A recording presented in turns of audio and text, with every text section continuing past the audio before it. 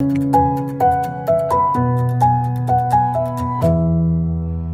learners, welcome again to Reading with Mrs. Evans. Now I have something special today, so we are going to begin reading one of our first chapter books. This is actually so much into that theme of first. This is actually one of the first, if not the first chapter book I ever read when I was little. So this is Roald Dahl, The Twits. It's such a wonderful story. There's lots of dark, sort of weird humour going on in this typical style of Roald Dahl. And the illustrations by Quentin Blake just really make it all come together. So there aren't as many illustrations because it's not a picture book, but there are some pictures in there to help guide you along.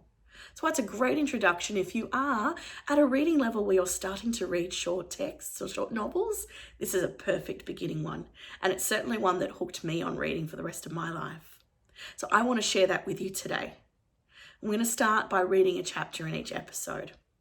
Roald Dahl's The Twits.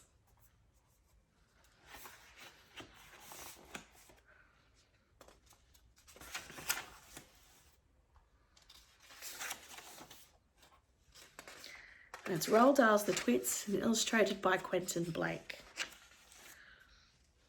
There are lots of chapters in this. We might even read 2 chapters each episode. We'll see how we go. The first one, I'll show you the picture, is called Hairy Faces. What a lot of hairy-faced men there are around nowadays. When a man grows hair all over his face, it is impossible to tell what he really looks like. Perhaps that's why he does it. He'd rather you didn't know.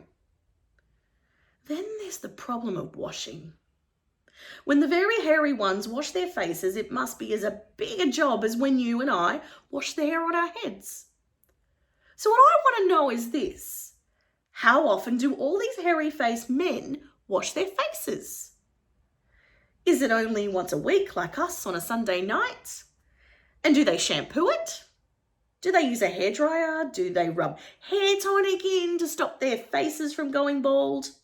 Do they go to the barber to have their hairy faces cut and trimmed, or do they do it themselves in front of the bathroom mirror with nail scissors? I don't know. But next time you see a man with a hairy face, which will probably be as soon as you step out onto the street, maybe you'll look at him more closely and start wondering about some of these things. It's our first hairy man, Mr. Twit. Mr. Twit was one of these very hairy-faced men. The whole of his face, except for his forehead, his eyes and his nose, was covered with thick hair. The stuff even sprouted in revolting tufts out of his nostrils and ear holes. Mr. Twit felt that this hairiness made him look terrifically wise and grand. But in truth, he was neither of these things. Mr. Twit was a twit. He was born a twit, and now at the age of 60, he was a bigger twit than anyone.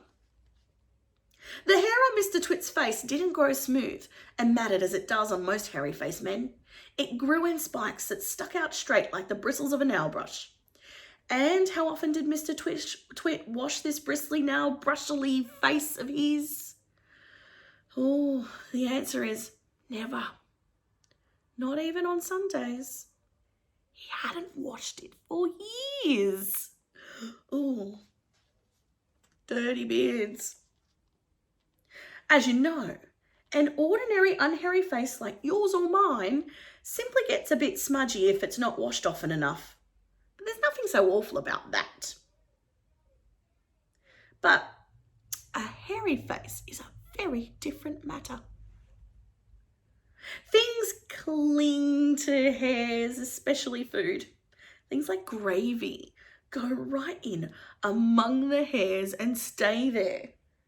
You and I can wipe our smooth faces with a flannel and we quickly look more or less all right again.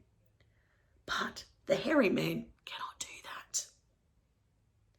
We can also, if we're careful, eat our meals without spreading food all over our faces. But not so the hairy man. Watch carefully next time you see a hairy man eating his lunch, and you will notice that even if he opens his mouth, very wide.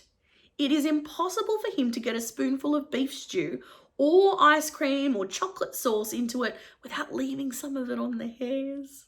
Yuck. Mr. Twit didn't even bother to open his mouth wide when he ate. As a result, and because he never washed, there were always hundreds of bits of old breakfasts and lunches and suppers sticking to the hairs around his face. Ugh.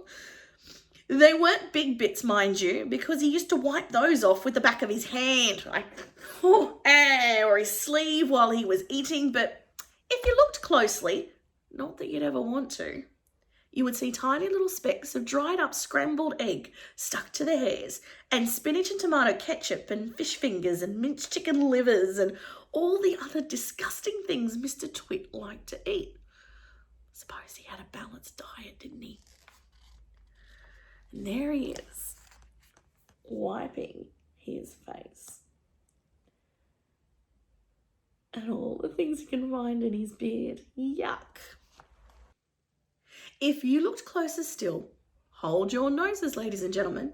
If you peered deep into the moustachy bristles sticking out over his upper lip, you would probably see much larger objects that had escaped the wipe of the hand, things that had been there for months and months, like a piece of maggoty green cheese, or a mouldy old cornflake, or even the slimy tail of a tin sardine. Because of all this, Mr. Twit never really went hungry. You get where I'm going. By sticking out his tongue and curling it sideways to explore his hairy jungle around his mouth, he was able to find a tasty morsel here and there to nibble on. What I'm trying to tell you is that Mr. Twit was a foul and smelly old man. He was also an extremely horrid old man, as you will find out in a moment. Well, next episode. You might even get to meet Mrs. Twit. See you later. Stay tuned for more episodes.